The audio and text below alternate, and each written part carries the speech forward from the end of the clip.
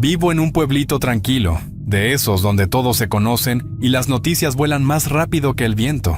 Las calles son de piedra, los perros caminan sueltos, y la vida parece avanzar sin prisa.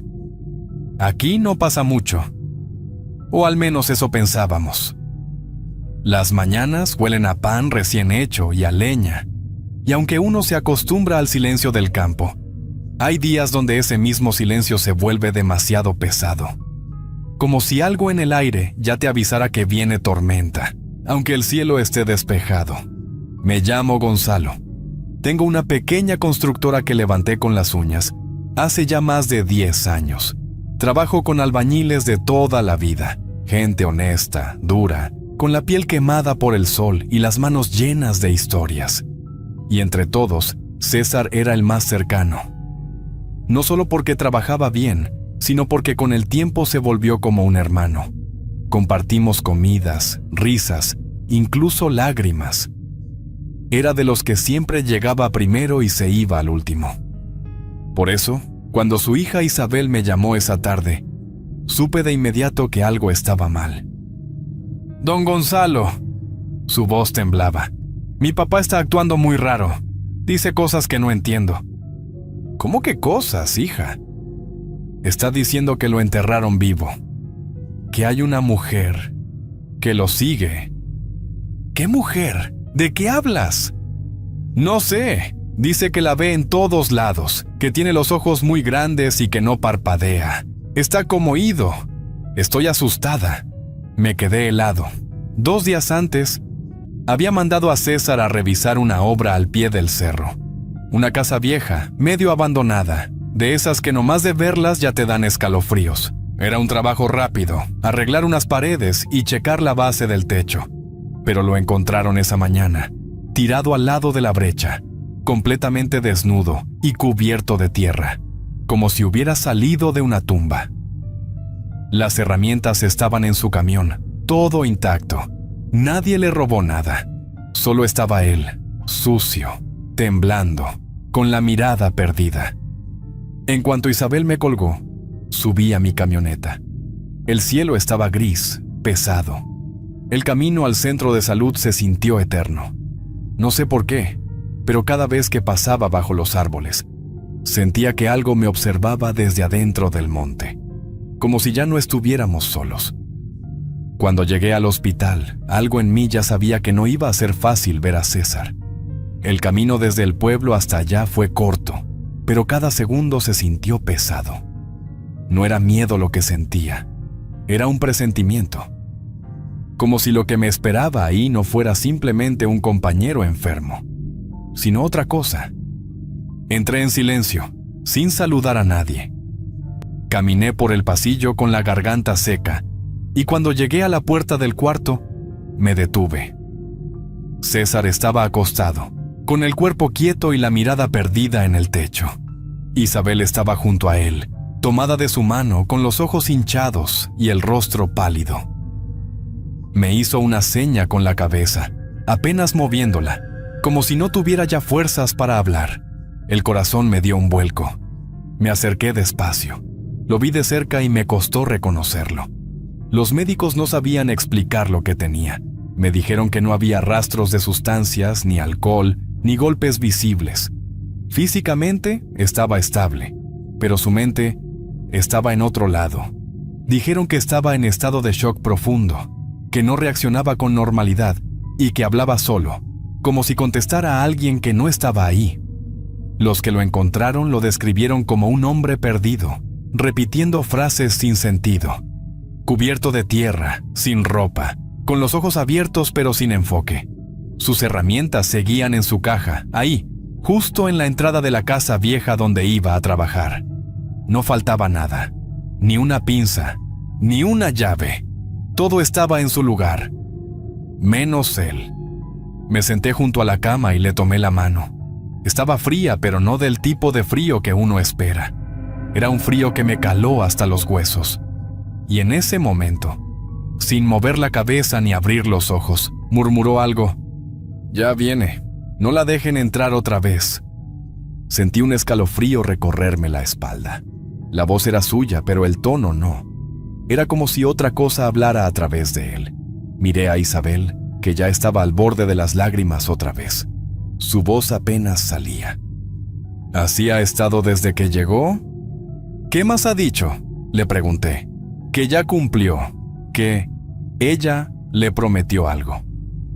¿Quién es ella? No lo sé, pero cada vez que la mencionaba, le empezaba a sangrar la nariz. No supe qué responder. Me quedé ahí, viendo su rostro vacío, preguntándome si el César que yo conocía todavía seguía ahí adentro, o si ya se había ido para siempre. Las noches en el hospital se volvieron una tortura. Cada vez que oscurecía, el ambiente cambiaba. Los pasillos se volvían más silenciosos. Los pasos sonaban más pesados.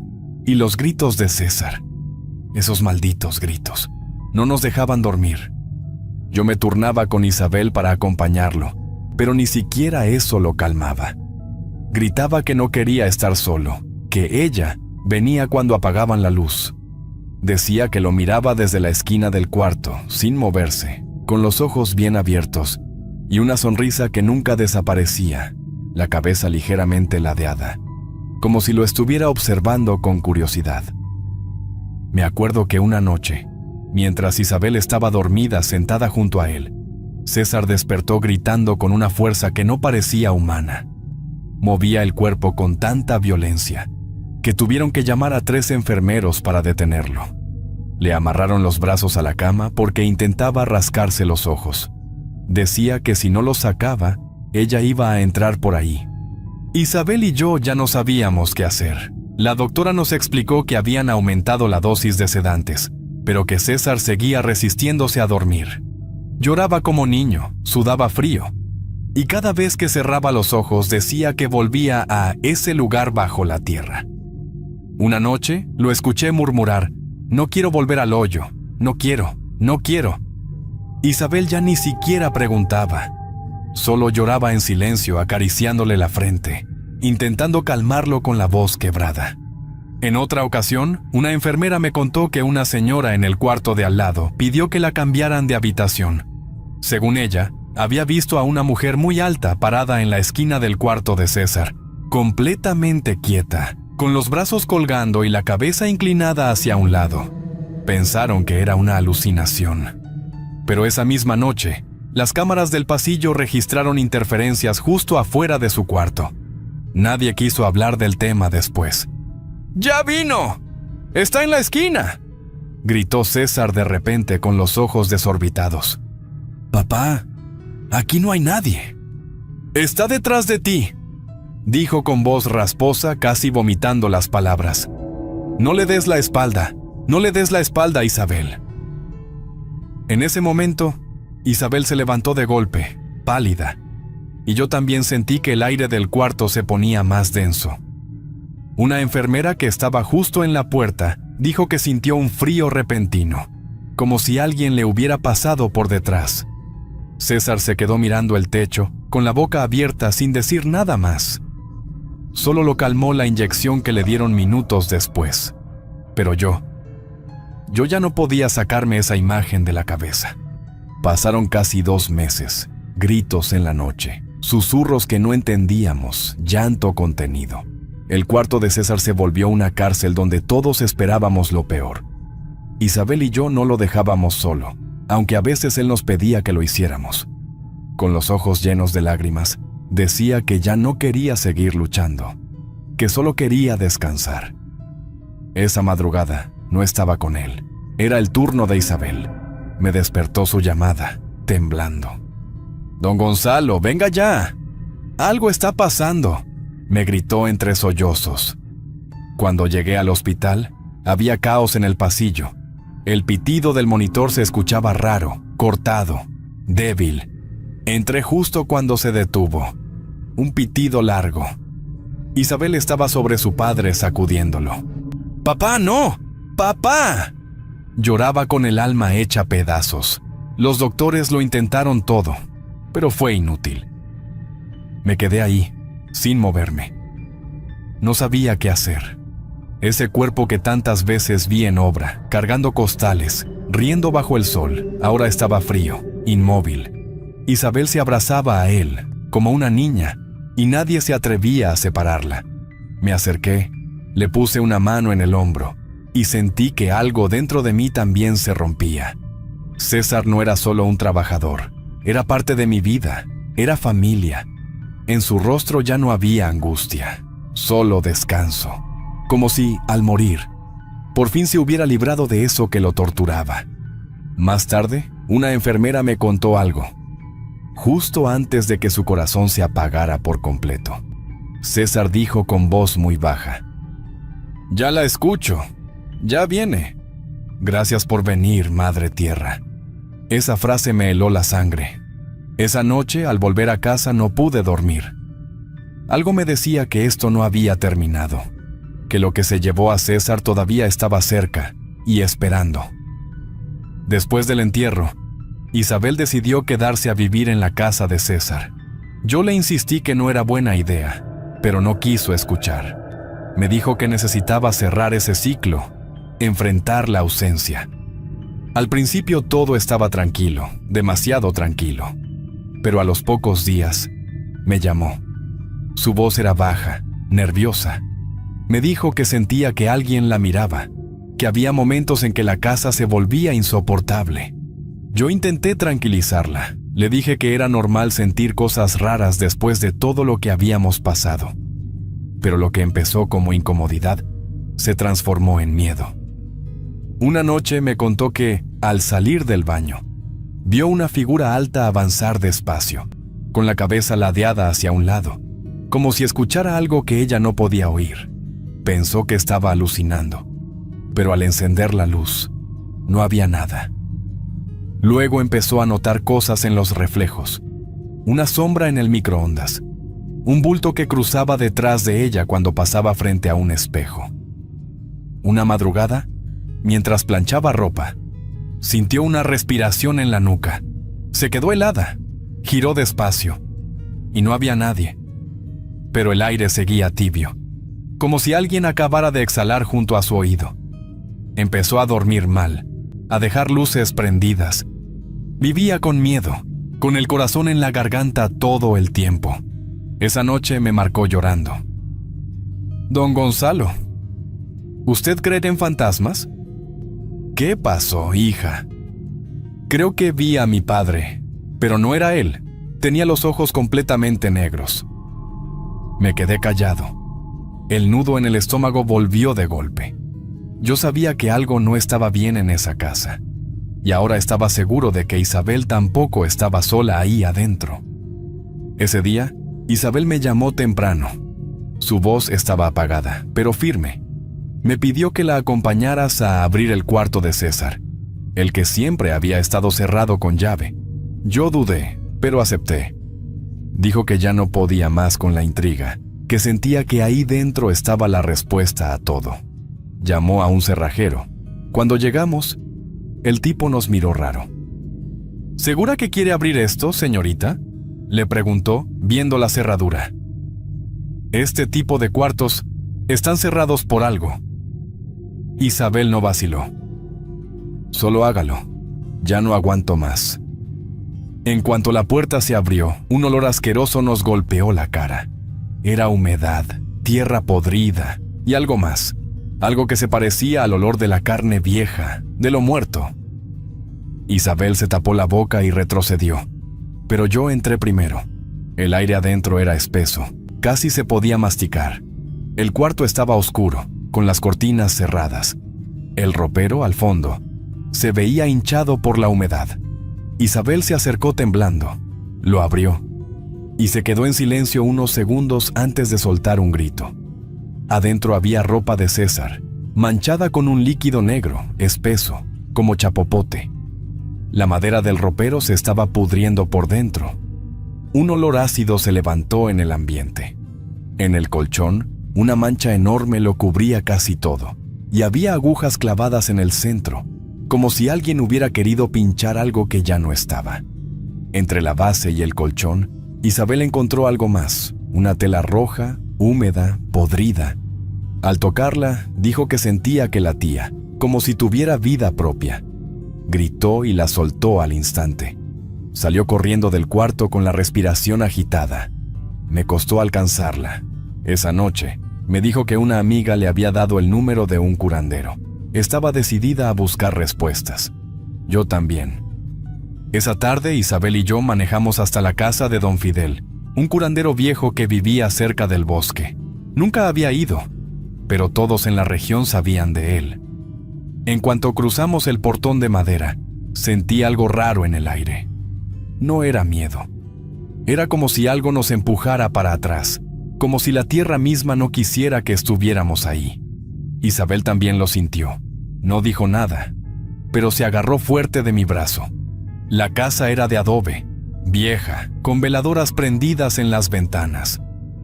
Al tocar la puerta, nos abrió un hombre delgado, con ojos profundos y manos arrugadas. Nos miró sin hablar y luego hizo una seña para que entráramos.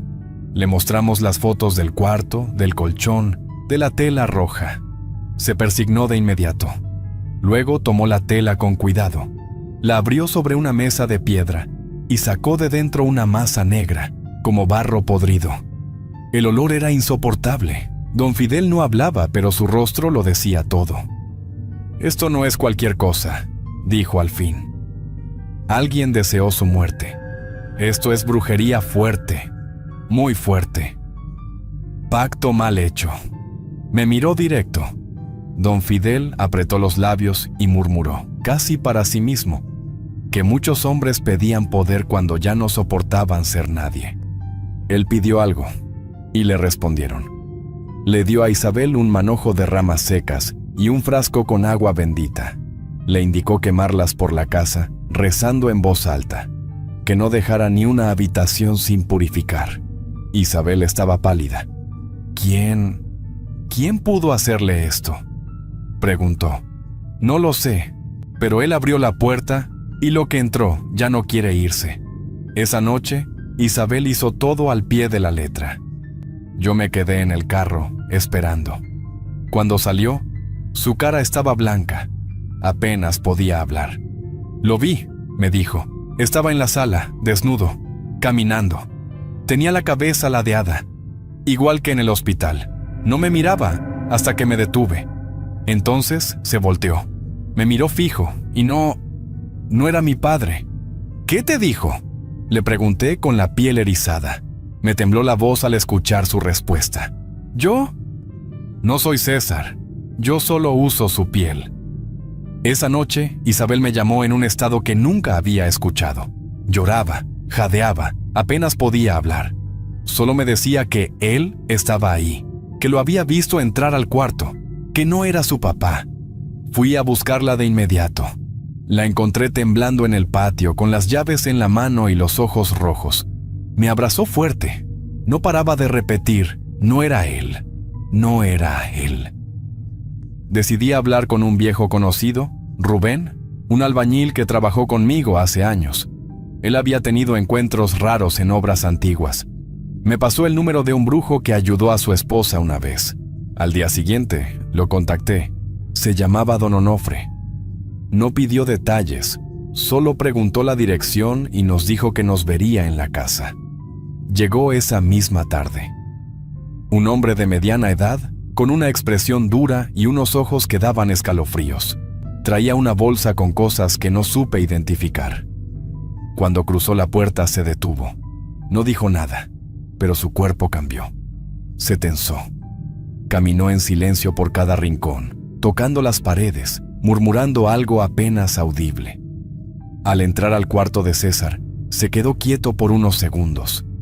Luego dio un paso atrás y vomitó al lado de la cama. Se cubrió la boca con el rostro descompuesto. «Esta casa está podrida por dentro», murmuró.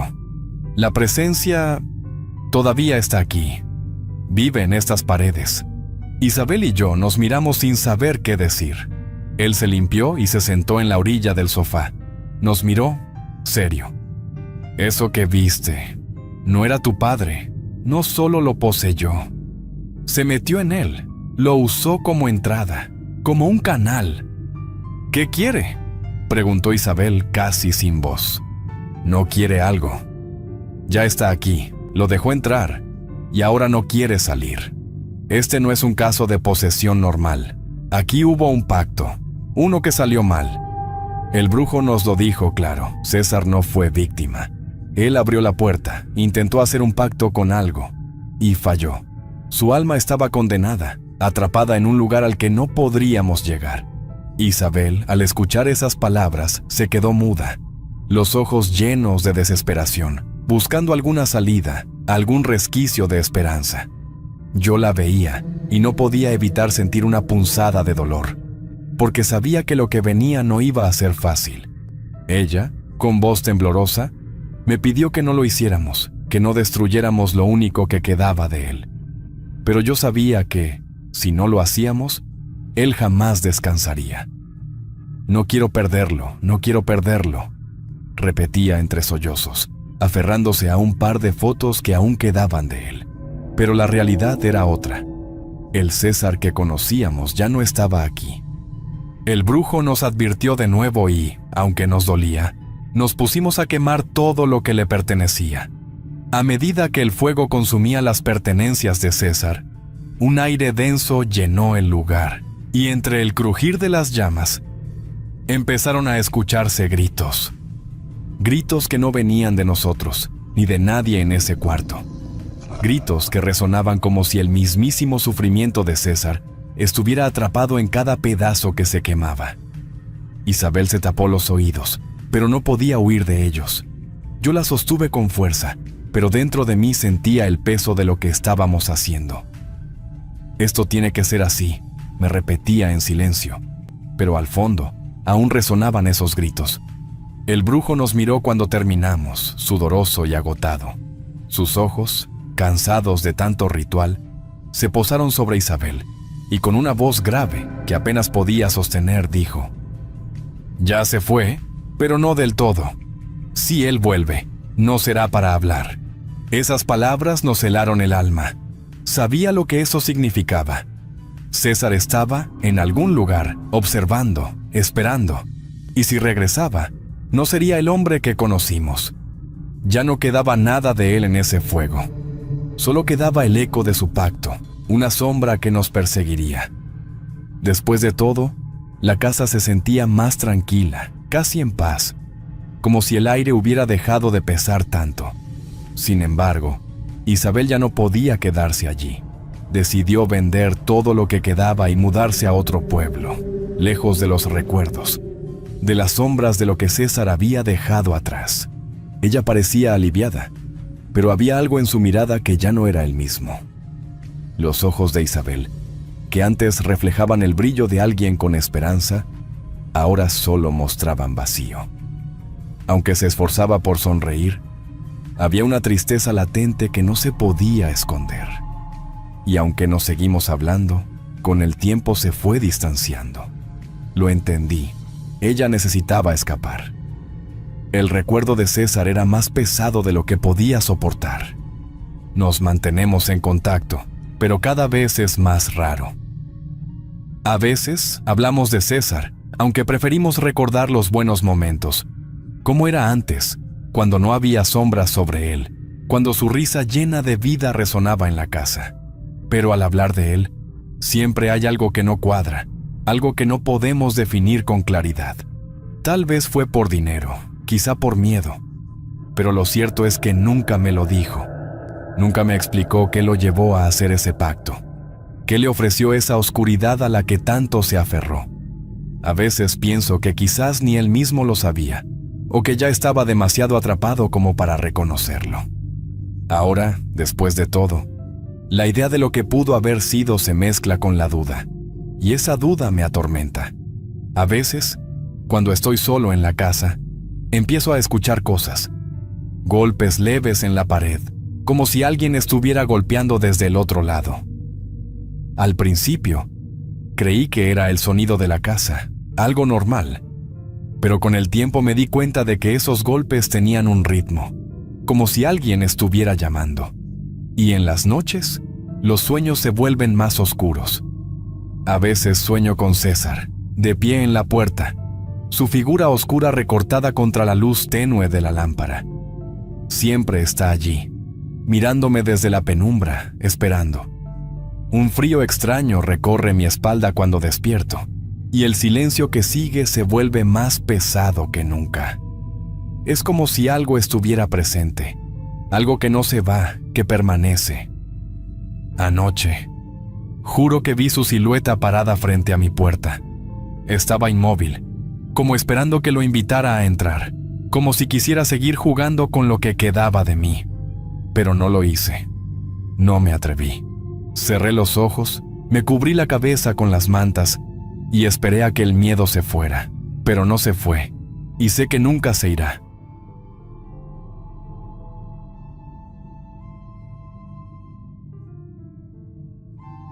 La hacienda de don Tomás siempre había sido un lugar de trabajo duro, pero justo. Los trabajadores hablaban con respeto del patrón, un hombre cuya generosidad y rectitud eran conocidas en toda la región. Las tierras eran fértiles, el ganado prosperaba, y los campos, bañados por el sol, parecían reflejar la fortuna que rodeaba al lugar. Sin embargo, también había rumores. Algunos decían que la increíble prosperidad de la hacienda no era fruto únicamente del esfuerzo, sino de algo más oscuro, un pacto que don Tomás habría sellado en secreto. «Es solo chisme», decía siempre Carmela, su hija, cuando alguien se atrevía a insinuarlo. Pero todo cambió el día en que su padre murió inesperadamente. Tras el entierro de don Tomás, una atmósfera extraña se apoderó de la hacienda. Los trabajadores comenzaron a notar cosas fuera de lo común. Cuervos negros rondaban los campos al amanecer, y el aire parecía más pesado. Algunos juraban haber visto sombras cruzando las habitaciones vacías de la casa principal. «Algo no está bien aquí», murmuró Felipe, el capataz, un hombre leal que había trabajado al lado de don Tomás durante décadas. Felipe había sido los ojos y las manos del patrón, y ahora se encontraba luchando por mantener a los trabajadores tranquilos. Carmela, abrumada por la pérdida de su padre, trataba de ignorar los rumores y las señales, pero en las noches solitarias en la casona, incluso ella escuchaba susurros que parecían venir de las paredes. A diferencia de su padre, Carmela nunca había sido cercana a los trabajadores. Era distante, reservada y, para muchos, simplemente fría. Apenas hablaba con nadie y, tras la muerte de don Tomás, esa actitud solo se agravó. Intentó tomar el control de la hacienda con mano firme, pero su indiferencia hacia los problemas de los demás pronto generó resentimiento. «Aquí se hará lo que yo diga», declaró con voz cortante en una reunión con el capataz, ignorando las preocupaciones que Felipe intentaba expresarle. Su dureza no solo alejaba a los trabajadores, sino que alimentaba el temor que crecía en todos. Los rumores del pacto, las sombras en los campos y la sensación de que algo oscuro rodeaba la hacienda se hacían cada vez más imposibles de ignorar. Lo que alguna vez fue un lugar de paz y abundancia parecía estar atrapado en una espiral de maldad y misterio. Carmela siempre había temido los rumores sobre su padre, don Tomás, y los supuestos pactos que lo vinculaban con fuerzas oscuras. Aunque nunca creyó completamente en esas historias, después de su muerte y con la hacienda fuera de control, el miedo comenzó a consumirla. Los trabajadores no la respetaban, los campos parecían estar en decadencia, y la sensación de que algo acechaba desde las sombras se hacía más intensa cada día. Desesperada por recuperar el control, escuchó a Felipe mencionar, entre susurros, la existencia de una anciana en el bosque. Felisa, una mujer a la que llamaban bruja. Decidida pero aterrorizada, Carmela se internó en el bosque con un solo pensamiento: encontrar la manera de someter a los trabajadores y restaurar el orden en la hacienda. La cabaña de Felisa estaba oculta entre los árboles, construida con madera podrida y decorada con huesos que colgaban de las ramas circundantes. Un gato negro la observaba desde el alféizar de la ventana, moviendo la cola lentamente, como si midiera cada uno de sus movimientos. Cuando Carmela golpeó la puerta, una voz áspera la invitó a pasar. Adentro, el aire era espeso, cargado con el aroma de hierbas quemadas. Felisa, una anciana de cabellos blancos como la ceniza y una sonrisa inquietante. La esperaba sentada junto a un caldero burbujeante. ¿Qué busca una mujer como tú en un lugar como este?, preguntó, sus ojos penetrantes fijos en Carmela. Necesito poder. Mis trabajadores no me obedecen. Quiero que se arrodillen ante mí, que sean mis esclavos si es necesario, respondió Carmela, con la voz firme pero el corazón palpitándole en el pecho. Felisa rió suavemente, aunque su risa tenía un eco que hacía vibrar las paredes. Ese deseo tiene un precio alto, niña, dijo, mientras revolvía el caldero. ¿Estás dispuesta a pagar? Carmela, aunque temerosa, asintió. Haré lo que sea necesario. Esta hacienda es mi legado, y no dejaré que nadie me lo quite. La anciana se inclinó hacia ella, mostrando un vial con un líquido oscuro que parecía moverse por sí solo. Entonces, escucha bien. Realiza los rituales que te enseñaré, y tendrás el poder que buscas.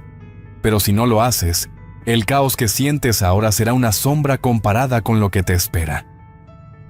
Felisa extendió su mano, y Carmela dudó un instante antes de tomar el vial, sintiendo que el frío de la oscuridad la envolvía. En ese momento, vio fugazmente visiones de un futuro aterrador. Los trabajadores huyendo en pánico, la hacienda en llamas, y su propia imagen atrapada en un círculo de fuego. Tú decides, murmuró Felisa, mientras un silencio opresivo llenaba el aire. El bosque estaba envuelto en una oscuridad profunda cuando Carmela llegó al claro señalado por Felisa. Llevaba en sus manos un gallo negro, tan inquieto que parecía saber lo que le esperaba. Felisa, con su rostro iluminado por la tenue luz de una linterna de aceite, marcó un círculo en el suelo con un polvo rojizo que parecía brillar bajo la luz de la luna. «Aquí empieza tu poder», dijo la anciana con un tono grave. Carmela tragó saliva, sintiendo que el aire a su alrededor se volvía más pesado. ¿Esto realmente funcionará?, preguntó, su voz entrecortada por la mezcla de miedo y ansiedad. Felisa no respondió de inmediato, pero le lanzó una mirada penetrante. El miedo es natural, pero el poder no es para los débiles. Si no estás lista para aceptar lo que viene, regresa ahora. Carmela apretó los labios y negó con la cabeza. Estoy lista. Felisa comenzó a recitar palabras en un idioma desconocido, su voz grave resonando en el bosque. Mientras lo hacía, las sombras de los árboles parecían alargarse y moverse, como si tuvieran vida propia. Coloca al gallo en el centro del círculo, ordenó, sin detener su canto. Carmela obedeció con manos temblorosas, y el animal comenzó a revolverse frenéticamente, como si intentara escapar. Sujétalo con fuerza. Esto no debe detenerse ahora, advirtió Felisa. De repente, el aire se llenó de un susurro sibilante, como si cientos de voces invisibles estuvieran hablando a la vez. ¿Qué es eso?, preguntó Carmela, mientras sus ojos buscaban en vano el origen del sonido. Felisa sonrió con frialdad. Son ellos. Están aquí, observando. Hazlo ahora, Carmela. Usa el cuchillo. Carmela tomó el cuchillo que le había dado la anciana y con un movimiento rápido, cortó la garganta del gallo. La sangre brotó y cubrió las marcas del círculo, que comenzaron a brillar intensamente. Las voces se hicieron más claras, murmurando secretos oscuros que parecían dirigirse directamente a ella. Carmela retrocedió unos pasos, con el cuchillo aún en la mano, mientras un escalofrío recorría su cuerpo. «¿Qué está pasando? Esto no es normal», exclamó mirando a Felisa, quien se mantenía impasible. «Es el comienzo. Ahora eres una con el poder que pediste», respondió la anciana, con una calma inquietante. Las sombras seguían danzando a su alrededor, y aunque el susurro comenzó a desvanecerse, Carmela sentía que algo se había quedado con ella. A la mañana siguiente, al regresar a la hacienda, notó que los trabajadores la miraban con temor. «Carmela, lo que usted mande», dijo Felipe al recibirla, bajando la mirada. Nadie cuestionaba sus órdenes y todos parecían evitar cruzarse en su camino. Carmela sonrió con una satisfacción fría, sabiendo que había dado el primer paso hacia el control absoluto. Pero en el fondo, las voces del bosque seguían resonando, recordándole que lo que había tomado no sería gratis. Con el ritual, Carmela se sentía más confiada, casi invencible. Sin embargo, junto con esa seguridad, también notaba una fuerza oscura creciendo dentro de ella, una maldad que parecía tomar forma con cada decisión que tomaba. Un día, decidió llamar a Felipe, el capataz de la hacienda. Felipe siempre había sido un hombre respetado, alguien que trabajó durante años al lado de don Tomás, ganándose la confianza de los trabajadores. Pero eso cambió con Carmela. Ahora, bajo su mando, las órdenes eran tan absurdas como humillantes. «Felipe, limpia el piso del establo. Lo quiero brillante como un espejo», ordenó Carmela una mañana, cruzada de brazos y con una sonrisa fría en el rostro. Felipe apretó los puños, manteniendo su mirada fija en el suelo para no desafiarla. «Sí, señora», respondió con voz tensa, tomando una escoba. Los trabajadores observaban desde lejos, sorprendidos de ver al orgulloso capataz inclinado en el lodo del establo. «Es increíble. ¿Cómo permite esto?», susurró uno de ellos. Felipe, al escuchar el comentario, se limitó a seguir trabajando en silencio. Su orgullo estaba herido, pero sabía que enfrentarse a Carmela no era una opción. Con cada día que pasaba, las órdenes de Carmela eran más humillantes. «Lava mi ropa. Quiero que quede impecable», le ordenó otra vez, arrojándole un cesto de prendas sucias mientras los trabajadores lo miraban en silencio.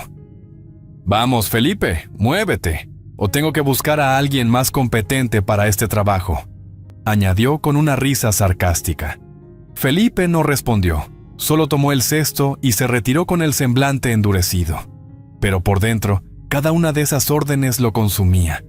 «¿Qué le pasa? Antes no era así», comentó uno de los trabajadores a Pedro, quien observaba la escena con preocupación. «No sé, pero algo en ella no está bien», respondió, señalando cómo Carmela mantenía un pequeño baúl cerrado con llave, donde guardaba objetos que nadie podía tocar. Lo que los trabajadores no sabían era que Carmela usaba ese baúl para guardar cosas personales de Felipe: un pañuelo que él había dejado en la casona, un botón de su camisa desgarrada y hasta un mechón de su cabello que había recogido en secreto. Todas esas cosas eran parte de sus rituales nocturnos. En el claro del bosque, Carmela trazaba círculos en la tierra y repetía palabras que Felisa le había enseñado. «Este hombre ya no será más que mi sombra. Su voluntad será mía», murmuraba mientras arrojaba los objetos al fuego. Al día siguiente, Felipe se veía más apático, como si algo en él se estuviera apagando. Aunque intentaba mantenerse fuerte, los otros trabajadores notaban la diferencia: su mirada vacía y su andar lento. Pero él nunca se quejaba. Aguantaba en silencio como si supiera que enfrentarse a Carmela solo empeoraría las cosas. Y eso era exactamente lo que ella quería: doblegarlo hasta que no quedara nada de su antiguo orgullo. Con el tiempo, Carmela dejó de limitarse a órdenes humillantes y comenzó a imponer castigos severos por cualquier error, por mínimo que fuera. Los trabajadores que llegaban tarde rompían una herramienta o simplemente no seguían sus instrucciones al pie de la letra. Eran enviados al granero, un lugar oscuro y frío que todos evitaban. Las paredes del granero estaban cubiertas de marcas inexplicables. Algunas parecían arañazos y otras manchas secas que nadie se atrevía a investigar. Por las noches, quienes eran encerrados allí hablaban de susurros y pasos que resonaban en la oscuridad, aunque el lugar estuviera vacío. «Es como si algo estuviera vivo allí dentro», comentó un trabajador al ver cómo Pedro, uno de sus compañeros, era arrastrado al granero por no saludar a Carmela esa mañana. «Sin comida ni agua, aprenderán a obedecerme», dijo ella, cerrando la puerta con fuerza, mientras los demás observaban en silencio, aterrados. Felipe no podía soportar más. Aunque había soportado en silencio las humillaciones de Carmela, verla tratar así a los demás lo empujó a actuar. Un día, Tras ver a un joven ser arrastrado al granero por dejar caer un costal de maíz, Felipe se interpuso. «Ya basta, Carmela. Esto no es justo. Castigar así a los hombres que trabajaron toda su vida para esta hacienda. ¡Es inhumano!», exclamó con firmeza, aunque sabía que podía costarle caro. Carmela, con la mirada fría como piedra, se fue arrimando recio, apretando entre las manos un chicote de cuero. ¿Inhumano? Inhumano es que te me pongas al brinco delante de la gente, soltó Carmela con voz dura, como de coraje viejo. ¿Quieres enseñarles que puedes desobedecerme? Sin darle tiempo a responder, levantó el chicote y lo descargó con fuerza sobre la espalda de Felipe.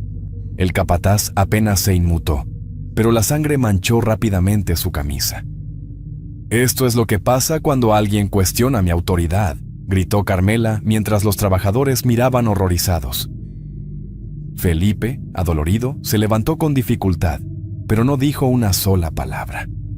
Su orgullo seguía intacto, aunque su cuerpo estuviera marcado. Los trabajadores, cada vez más asustados, comenzaron a notar cosas extrañas después de los castigos. Algunos de los que salían del granero no volvían a ser los mismos. Pedro, por ejemplo, murmuraba cosas incoherentes y evitaba la luz del día como si temiera algo en las sombras. Otros simplemente desaparecieron sin dejar rastro. «Nadie puede desobedecerme sin pagar el precio», decía Carmela con una sonrisa fría, mientras paseaba por los campos como una reina orgullosa de su dominio. El miedo se extendía por toda la hacienda, y los hombres comenzaron a creer que Carmela no solo los controlaba, sino que algo mucho más oscuro estaba ocurriendo bajo su mando. Felipe, decidido a entender el poder oscuro que rodeaba a Carmela, la siguió una noche hasta el bosque. El lugar era aterrador. Las ramas de los árboles parecían manos retorcidas que bloqueaban la luz de la luna, y un silencio opresivo dominaba el ambiente, roto solo por un murmullo lejano que recordaba gritos ahogados. Desde las sombras, Felipe observó a Carmela en un claro, arrodillada frente a un círculo dibujado en la tierra. Allí enterraba pertenencias de varios trabajadores que habían osado rebelarse contra ella: un sombrero, un pañuelo y un collar roto. «No desafiarán mi voluntad otra vez», murmuró Carmela con una voz que no parecía suya, mientras las marcas en el suelo comenzaban a brillar débilmente. Al día siguiente, uno de los hombres cuyas pertenencias habían sido enterradas cayó enfermo, atormentado por visiones de sombras y ojos que lo observaban. Murió esa misma noche, dejando claro que el control de Carmela no solo era absoluto, sino mortal. El ambiente en la hacienda estaba cargado de tensión. Los trabajadores, cansados de los castigos y humillaciones, comenzaron a susurrar sobre la posibilidad de abandonar el lugar. «No podemos seguir así. Esta hacienda está maldita», decía Pedro en voz baja, mientras los demás asentían con miedo. Sin embargo, Carmela parecía percibir el creciente descontento. En respuesta, realizó un nuevo ritual, esta vez sacrificando un carnero en el bosque. «Que ninguno de ellos se atrevan a escapar de mi control», murmuró, mientras la sangre del animal empapaba las raíces retorcidas de los árboles.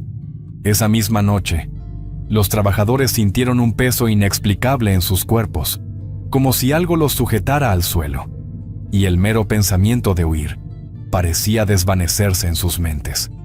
Pero no todos estaban completamente sometidos. Felipe, observando en silencio el miedo de sus compañeros, comenzó a planear su venganza. «Esto no puede seguir así. Ella no es invencible», pensaba, mientras en su interior crecía una determinación implacable. Sin decir nada, empezó a guardar herramientas que podrían servirle más adelante: un viejo machete, una soga, cualquier cosa que pudiera ayudarle a enfrentar a Carmela. Aunque evitaba las miradas inquisitivas de los demás, Pedro logró notar su comportamiento. «Felipe, ¿qué estás planeando?», le susurró una noche, pero él negó con la cabeza. «Nada todavía, pero no pienso morir bajo el mando de esa mujer», respondió con la voz firme pero controlada. Mientras tanto, los rumores de Felisa en el bosque comenzaron a extenderse entre los trabajadores. Algunos afirmaban haber visto una figura encorvada entre los árboles, con ojos que brillaban como brasas. «La vieja bruja sigue aquí. Ella y Carmela están juntas en esto», decía uno de los hombres, su voz temblando. El miedo se hacía palpable, y cada noche, los susurros del bosque parecían hacerse más fuertes. Aunque Felipe no creía en supersticiones, sabía que cualquier aliado de Carmela debía ser tan peligroso como ella misma. Con cada día que pasaba, su plan tomaba forma, y el odio en su corazón se fortalecía. No habría marcha atrás, su momento llegaría pronto. Felipe había observado a Carmela durante semanas. Sabía que ella tenía una obsesión casi ritual con el claro del bosque donde realizaba sus brujerías. Allí parecía sentirse más fuerte, como si el lugar le diera poder. Aprovechando esto, Felipe comenzó a planear su venganza. Una noche, mientras los demás dormían, se adentró en el bosque con una pala y su determinación. Cavó un hoyo profundo justo en el sendero que conducía al claro, un lugar estratégico que ella siempre cruzaba. Con esfuerzo, cubrió el hoyo con una lona del mismo color del suelo y la recubrió con hojas secas y ramas, asegurándose de que fuera imperceptible a simple vista. «Esto tiene que funcionar. No hay vuelta atrás», murmuró mientras limpiaba el sudor de su frente. Pero mientras trabajaba, el bosque pareció cobrar vida. Crujidos en las ramas, pasos lejanos y un murmullo inquietante le erizaban la piel. «Es solo el viento», se repetía, aunque sentía que algo oscuro lo observaba. Al día siguiente, Carmela caminó hacia el bosque como siempre. Felipe, desde las sombras, observaba con una mezcla de miedo y esperanza. Su plan estaba a punto de ejecutarse. La vio avanzar, envuelta en esa arrogancia que la caracterizaba, con su mirada fija en el claro. «Hoy es el día, Carmela», pensó Felipe, apretando los puños. Cuando llegó al lugar donde había cavado el hoyo, Carmela no se percató del cambio en el terreno. Dio un paso firme sobre la lona y, en un instante, el suelo bajo sus pies se desplomó. Un grito agudo salió de su boca mientras caía al fondo del hoyo. Felipe salió de las sombras, acercándose lentamente. Desde el borde, la vio tendida en el fondo, inmóvil, aunque su respiración era audible. «Te creías intocable, ¿verdad?», murmuró con una mezcla de rabia y alivio. Sin embargo, antes de que pudiera bajar la guardia, un viento helado lo rodeó, y el bosque pareció cobrar vida de nuevo. Las ramas de los árboles se sacudieron como si intentaran alcanzarlo, y un susurro profundo llenó el aire. «Felipe, no has ganado nada», dijo una voz que parecía venir de todas partes. Miró hacia abajo y vio que Carmela movía los labios, murmurando algo que no lograba entender. Un escalofrío recorrió su espalda. Felipe retrocedió, consciente de que, aunque su plan había funcionado, algo mucho más oscuro parecía estar protegiéndola. «Esto aún no ha terminado», pensó, mientras el bosque se llenaba de sombras que lo obligaron a regresar rápidamente hacia la hacienda.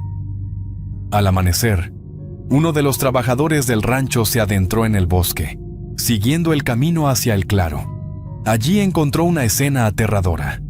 Carmela yacía en el fondo del hoyo, su cuerpo en una posición antinatural, con una gran mancha de sangre a su alrededor. Su piel, seca y pálida, parecía la de un cadáver que había pasado días bajo el sol, aunque todo había ocurrido apenas unas horas antes. El hombre retrocedió, llevándose las manos a la cabeza mientras comenzaba a gritar: «¡La patrona está muerta! ¡Está muerta! ¡Dios mío! ¡Está horrible!». Corrió de regreso al rancho, y pronto todos los trabajadores llegaron al lugar. Miraron el cuerpo de Carmela con una mezcla de horror y alivio. Nadie decía nada, pero el aire pesado parecía confirmar lo que todos pensaban. Algo oscuro la había reclamado. En el entierro, mientras los trabajadores lanzaban miradas furtivas al simple ataúd que contenía el cuerpo de Carmela, apareció Felisa, la bruja. Su figura encorvada y su mirada fría destacaban entre la multitud silenciosa. Se acercó al ataúd y observó el cuerpo seco y pálido de Carmela, como si examinara su obra final. «El poder te ha consumido. El precio está pagado», murmuró con una voz grave que todos escucharon. Luego, sin decir más, giró y se perdió entre las sombras del bosque. Los trabajadores permanecieron en silencio, atemorizados por la presencia de la bruja y el destino de Carmela. Aunque su muerte significaba el fin de su tiranía, nadie pudo evitar sentir que las sombras de su legado aún rondaban la hacienda. Tras la muerte de Carmela, los trabajadores concluyeron que todo había sido un desafortunado accidente. Durante meses, habían estado retirando tierra del bosque para construir casas y mejorar las condiciones del rancho, y pensaban que el terreno había cedido por casualidad, llevándola a una caída fatal. Fue una fatalidad, pobre patrona. Murmuraban algunos, aunque pocos lamentaban realmente su partida. La llegada de un pariente lejano, alguien con escasa relación con Carmela, fue recibida con resignación. «Al menos alguien manejará este lugar sin tanta crueldad», comentó Pedro mientras ayudaba a limpiar el granero. La vida en el rancho comenzó a recuperar una normalidad frágil, pero Felipe sabía la verdad. No había sido un accidente, y ese peso lo seguía como una sombra. Con el tiempo, Felipe comenzó a notar cosas que lo inquietaban profundamente. A menudo, veía una figura en el granero, inmóvil en un rincón, como si lo observara. En el bosque, cada vez que cruzaba el claro, sentía que los árboles lo rodeaban más estrechamente, y un susurro constante llenaba el aire. «Felipe, no puedes escapar», decían esas voces, suaves pero penetrantes, resonando en su cabeza. Aunque trataba de convencerse de que todo era producto de su imaginación, no podía evitar pensar que era Carmela. La veía en los reflejos de las ventanas, en las sombras al atardecer, siempre mirándolo con reproche, como si estuviera reclamando algo. La culpa comenzó a consumirlo lentamente. Apenas podía dormir, y cada vez que cerraba los ojos, revivía la noche en que preparó la trampa. Su mente jugaba con la idea de que la maldición de Carmela aún vivía en el rancho. «Esto es mi castigo», pensaba en los momentos de lucidez. Pero luego los susurros lo arrastraban al borde de la locura. Nadie sabía lo que Felipe había hecho, pero la mirada perdida y los temblores constantes lo delataban. Algo oscuro había quedado en ese bosque, y aunque Carmela estaba muerta, su influencia seguía viva, alimentándose del miedo y la culpa del hombre que la había desafiado. Espero que esta historia les haya gustado. Es un placer para mí compartir esos relatos con ustedes. Comparte este video con otras personas para que sigamos creciendo y más relatos lleguen a más gente. Escríbeme sus experiencias y sus opiniones en los comentarios. Eso me ayuda a seguir mejorando. Si el video les gustó, por favor, no duden en escribirse y darle me gusta. Muchas gracias y un saludo nada cordiales a todos. Nos vemos hasta la próxima.